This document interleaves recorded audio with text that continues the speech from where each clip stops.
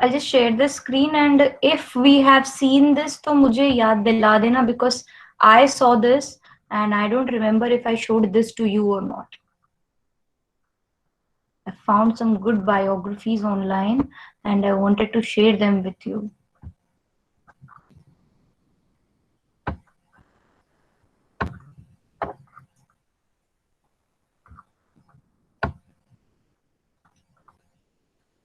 Feel free to interrupt if you have seen this video. Godwin's law, which says that when an online discussion goes on long enough, someone is guaranteed to bring up Adolf Hitler, and it has never been more true than the comments of our videos. That's right, the time has come for us to finally talk about the biggest Nazi of them all, Adolf Hitler. Ma'am, voice is not clear.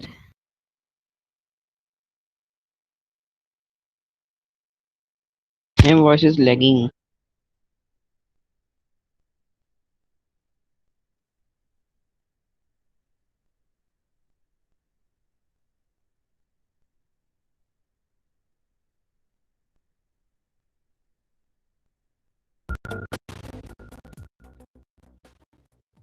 Now, most of us have learned about World War II and the Holocaust in history class, but very few people know about Adolf Hitler's personal life. His early years and his rise to power show us how one man used fear and anger of the German people to manipulate other human beings.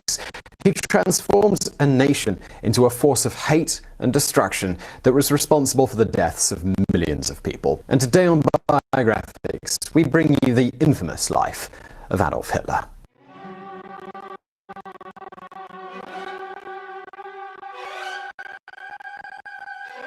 Today's story begins even before Hitler's birth. His father, Alois, was an illegitimate child of a 42-year-old peasant named Maria Anna Schicklgruber. She had never been married and supported herself by working as a housekeeper for wealthy Jewish families in Austria. Maria left the name of Alois's father blank on his baptism certificate, so no one has any way of knowing who Hitler's biological grandfather actually is. A few years later, Maria married a man named Johann Georg Heidler, so both she and Alois both took on his last name. But when the priest wrote their marriage certificate, he spelled their last name Hitler instead. This name means the one who lives in a hut. It's not exactly the most flattering last name, but for some reason they decided to keep it. Maria died at the age of 51 when Alois was just 10 years old. He went on to live in his stepfather's family farm, where he worked hard to earn his keep. As a teenager, he apprenticed under a cobbler and learned the art of leather making. He was ambitious, so he got a job with the Austrian Ministry of Finance, and this put him firmly in the middle class. Alois Hitler got married and divorced twice before marrying his third wife, Clara Pulzel. They had 2 children who died in infancy before finally giving birth to a healthy son on April the 20th, 1889. They named him Adolphus Hitler.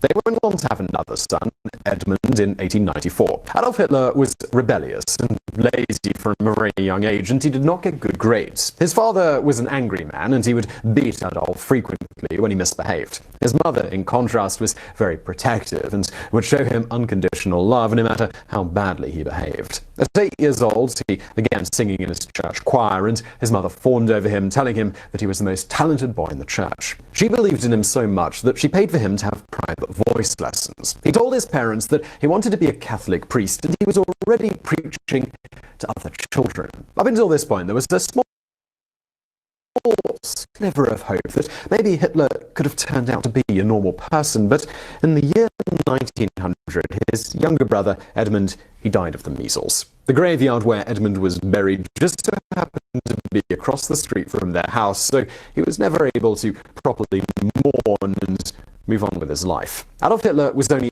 11 years old at that time, and he became incredibly depressed. The boy spent a lot of time hanging out in the graveyard, lying next to his brother's grave late into the night. He would talk out loud to his dead brother, and he'd stare at the stars. According to Hitler, he was afraid of his father and he only loved his mother. Alois could probably see that his son desperately needed discipline and structure in his life, but Clara was always there to swoop in and baby him. Unfortunately, Alois did not live long enough to make sure that Adolf learned to take responsibility for himself. Alois Hitler died in 1903. When Adolf was 14 years old. Clara didn't protest when Adolf decided to drop out of high school at the age of 16. Instead of pushing him to actually do something with his life, his mother allowed him to become a NEET, which is someone who is not participating in education, employment, or training. As we mentioned earlier, the family was middle class. They certainly weren't wealthy, and now that his father had passed away, his mother was on a strict budget. But young Adolf, he'd like to walk around town wearing fancy clothes and carrying a cane, pretending to be an independently wealthy man. He never worked a day in his life, and his mother had built up his ego so much that he truly believed that he deserved to get everything simply handed to him just because he existed. Whenever people in town asked what young Adolf Hitler planned to do with his life, he declared that he would be the greatest artist in the world. Hitler applied to be in the Academy of Fine Arts in Vienna, Austria, but he was rejected. He wrote, "I was so convinced that I would be successful that when I received my rejection, it struck me as a bolt from the blue." The paintings that have been attributed to Hitler are nothing special, even after years of practice. It's clear that he had certain delusions of grandeur. Clara Hitler died in 1907 from breast cancer when Adolf was 18 years old. He was crushed because he loved his mother more than anyone in the world. Now that both of his parents were dead, you'd think that he'd maybe, get a job, but no.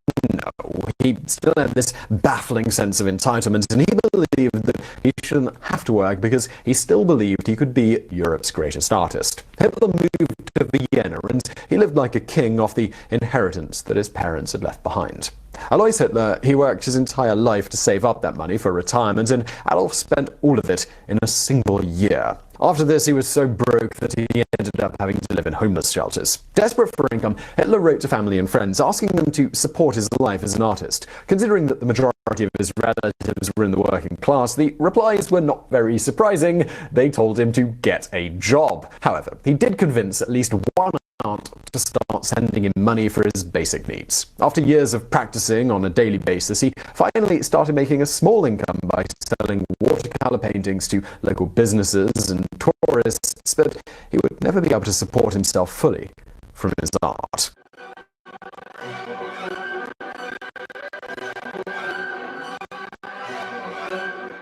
In 1913, Hitler moved to Munich, Germany, and continued to paint and sell his watercolors. When World War I began, there was a new sense of enthusiasm in German pride. His career as a painter, it clearly wasn't going anywhere, so he joined the German army. Once he was in the military, he thrived after having some discipline and structure put into his life. He still had a lot of confidence in himself, no matter what he did, and this helped him rise through the ranks until he became a corporal. He believed that Germany should have won the war, and he blamed Jewish propaganda as the reason why they didn't win. When the war was over in 1918, Kaiser Wilhelm II was forced to step down from his throne. Germany created a new government called the Weimar Republic, and they signed the Treaty of Versailles in 1919. In Article 231 of the treaty, it states, "The Allied and associated governments affirm and Germany accepts the responsibility for causing all of the loss and damage as a consequence of the war imposed upon them by the aggression of Germany and her allies." They were forced to pay money to all of the countries for all of the damage that they had caused, as well as give up 13% of their land. Following the war, the Weimar Republic had struggled to deal with the crippling debt from the Treaty of Versailles.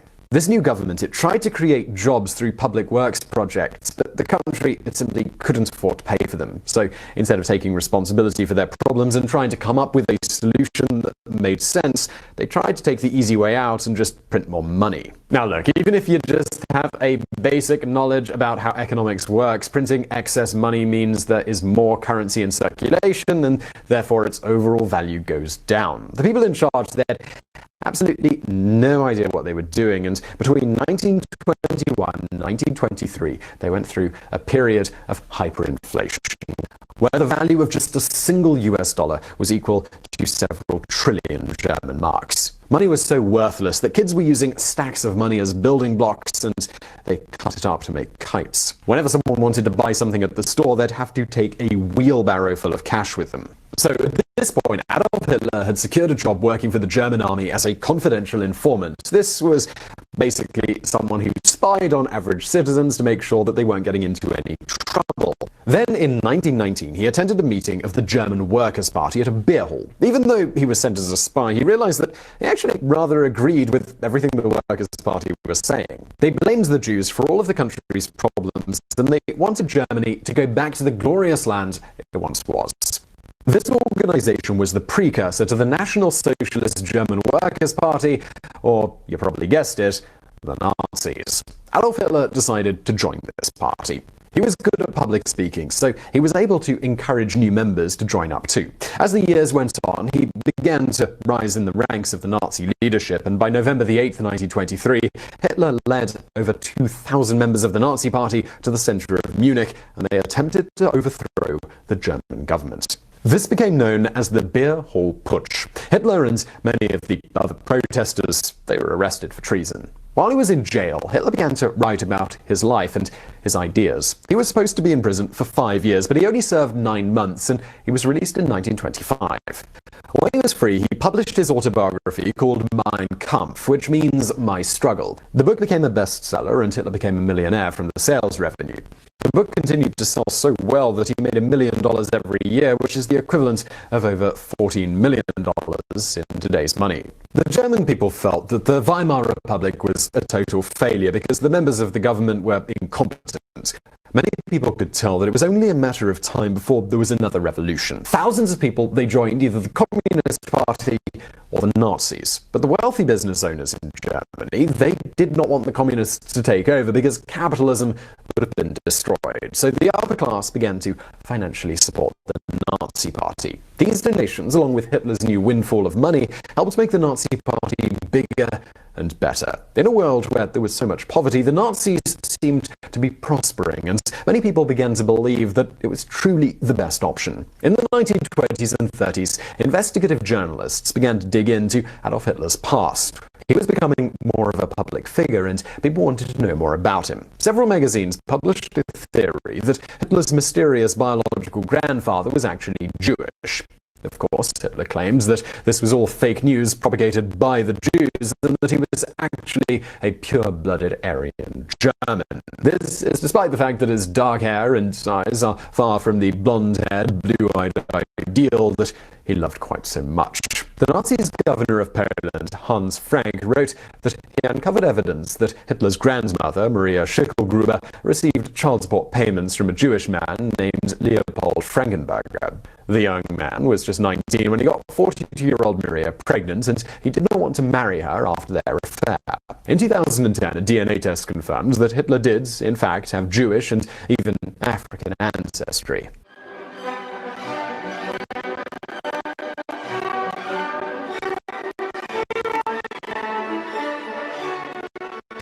It was clear that the German people, they were angry, and plenty of people were trying to come up with peaceful solutions to retaining a democratic government. In 1924, a man named Charles G. Dawes came up with a plan to borrow money from American banks and then use these loans to pay for the coal industry. Germany would sell coal to France, and it would help pay down their debt. This was called Dawes's plan, and for a while, it was actually working. For the first time in years, Germany had hope of recovery. In 1925, Charles Dawes was given the Nobel Peace Prize. But in 1929, the United States stock market crashed spectacularly, and Germany could no longer rely on those American loans. This marked the beginning of the Great Depression.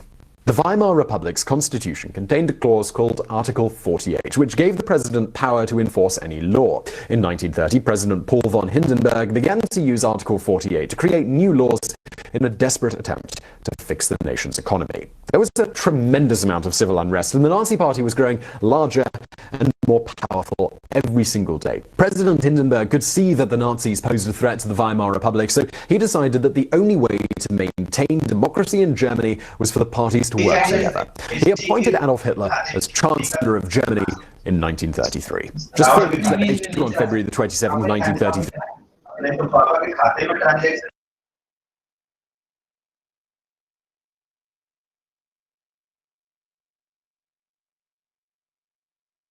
Please keep your mic on mute. It's very disturbing.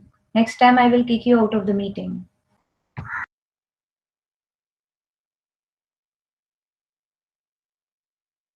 the Reichstag Parliament building was set on fire.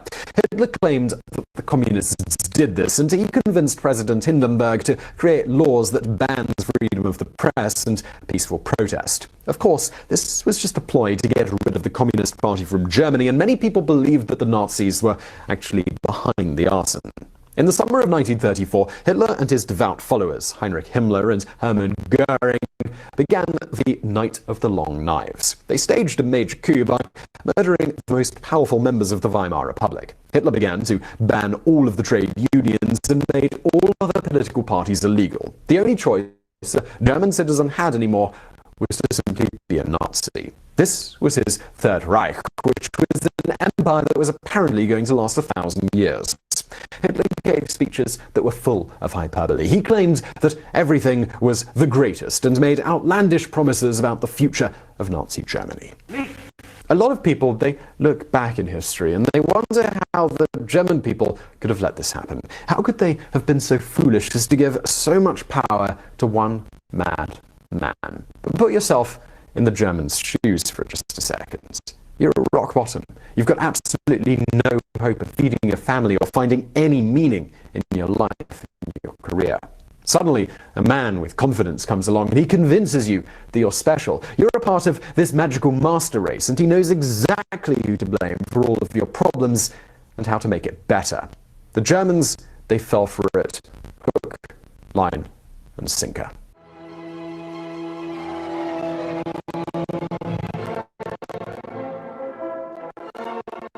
Hitler's plan to improve the German economy was exactly the same way that he got money all his life. Instead of working for it, he was simply going to take it from the people who worked hard to actually earn it. One of his first decrees was to increase the wages of the German people by 10.9%, which made everyone happy straight away. Then he declared that he would decrease trade with foreign nations and put all of the country's money towards military spending because they were going to make Germany great and glorious once again. At this point, Germany was just as broke as it was before, and the money, it had to come from somewhere. Hitler believed by conquering other countries, they could steal the wealth of other nations and use that money to run the Third Reich. So, if you're going to steal from someone, why not start with the wealthiest people in Europe? Jewish homes were ransacked and their priceless artwork, gold, and properties were taken. Then he moved on to the ethnic cleansing of the Sinti and Roma people, simply because they were vagabond gypsies that he didn't like having around. Hitler decided to completely ignore the restrictions placed on Germany in the Treaty of Versailles. As we mentioned earlier, Germany had lost 13% of its territory, but he believed that this perfect Aryan race needed space to grow. A lot of space. He called this the Lebensraum, which means living space, and he wanted to spread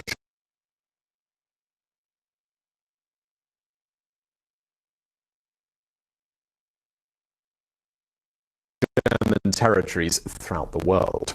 Even though he claimed he wanted to exterminate all of the Jews, Hitler decided to pick and choose who he felt was worthy of living. He was grateful to a Jewish doctor named Edward Bloch, who treated his mother's breast cancer. Bloch and his wife, they were escorted safely out of Austria. Hitler's personal chauffeur, Emil Morris, was also half Jewish, and yet he was still allowed to join the SS because they had been friends for years.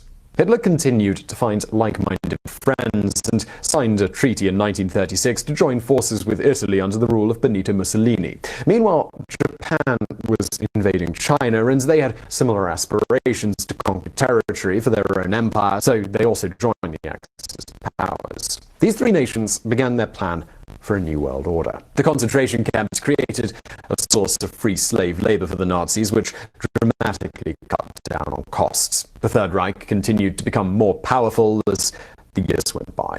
Millions of people were dying, all because one man decided to selfishly take everything he could possibly want, and he convinced others to do the same.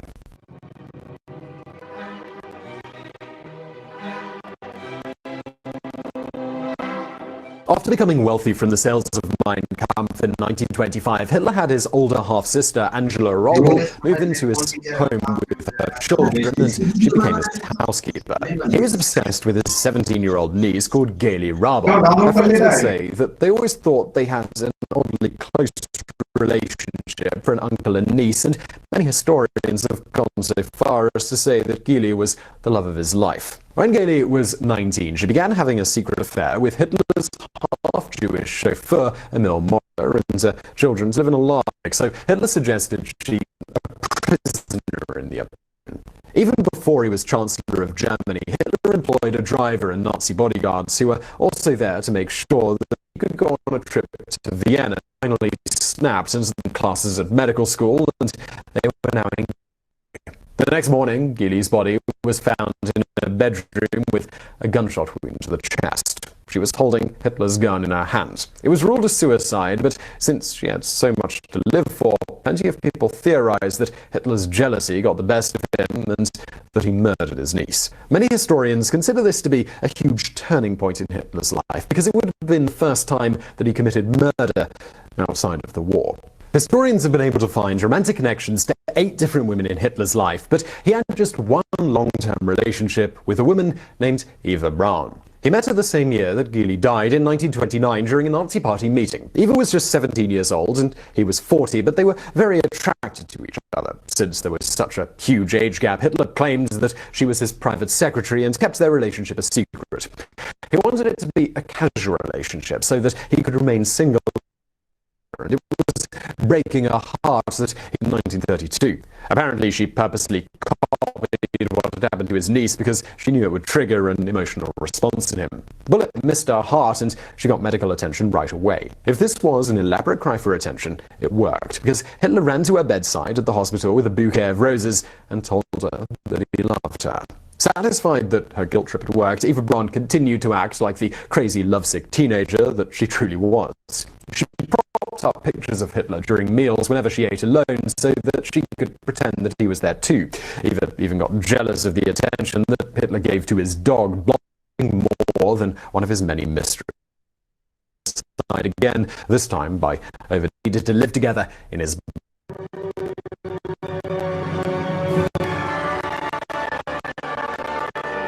After years of death and destruction, World War II was finally over and the Allies won the war. On April the 30th, 1945, Soviet soldiers were closing in on Adolf Hitler's bunker. He finally agreed to marry Eva Braun, but only if she agreed to a suicide pact with him. She happily agreed, and she wore a black dress to their wedding. Joseph Goebbels, he was their best man, and he officiated their intimate ceremony. In his last will and testament, Hitler requested that his body should be burned after his death. When the Russians stormed the bunker, they discovered that his skull and other bone fragments had survived the flames. For years, the USSR did not allow anyone else access to Hitler's remains. Since those bodies in the bunker could have belonged to anyone, many people felt that they did not have any real proof that Hitler actually died. This sparked conspiracy theories that he may be still alive. Some people believed that he had escaped in a submarine to start a new life in Argentina in a German colony called La Cumbrecita. The History Channel devoted an episode of the series Mystery Quest called Hitler's Escape to explaining exactly how this could have been possible for him to pull off. Of course, there are also far crazier conspiracy theories out there, like the one that claimed that the Nazis started a space colony on the dark side of the moon. Nope! The idea was so ridiculous it was turned into a comedy movie called Iron Sky. But in 2018, scientists finally confirmed the teeth extracted from the skull in Russia are, in fact, Adolf Adolf Hitler's because it matched his dental records. Once and for all, people can have closure and know that he truly did die in that bunker in 1945. The Nazi Party became illegal in Germany, and it was forbidden to even read his autobiography, Mein Kampf, until very recently. Unfortunately, Nazism, it's not gone away completely. It was never outlawed in the United States, and this brought on a revival of the neo-Nazi movement. As long as we continue to imagine Hitler as a monster that only comes along once in a lifetime, we'll fail to be prepared for when another evil dictator comes along. When power falls into the wrong hands, history can easily be doomed to repeat itself.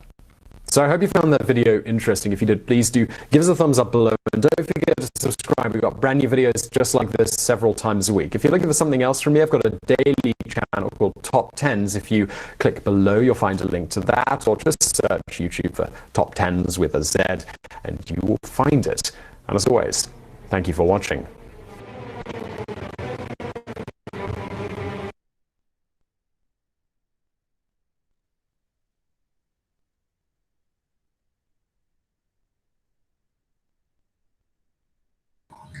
Well, I hope it was interesting enough for you because I really liked this video, and it gives us a lot of perspective on why the Jews and how Hitler could have worked the way he did. Because when we were reading the chapter, it really made no sense. It just felt like some random things that he did. So these kind of videos, they give us a wider idea to how things unfold. And if any of you find such kind of nice interesting videos, feel free to send it to me, and we can all discuss it together. And I think we should close this class early today because we have seen such a nice video and we should soak that up. And if anybody wants to consult the channel, the name of the channel is Biographics.